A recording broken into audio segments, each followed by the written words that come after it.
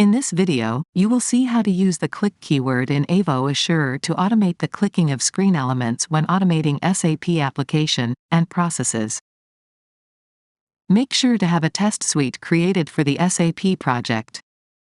Click the Test Steps node, click_SAP and select Design Test Steps from the context menu.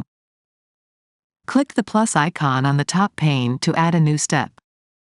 For this example, select the author menu _BTN from the drop-down as the element name, and click as the keyword to perform the left-click action on the selected element.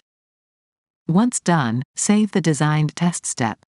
Now, to debug the test step added, click Debug and click Debug again from the pop-up to debug the selected test step. As the designed test step debugs, you will witness the automation of the click action on the other menu option on the SAP application's home page.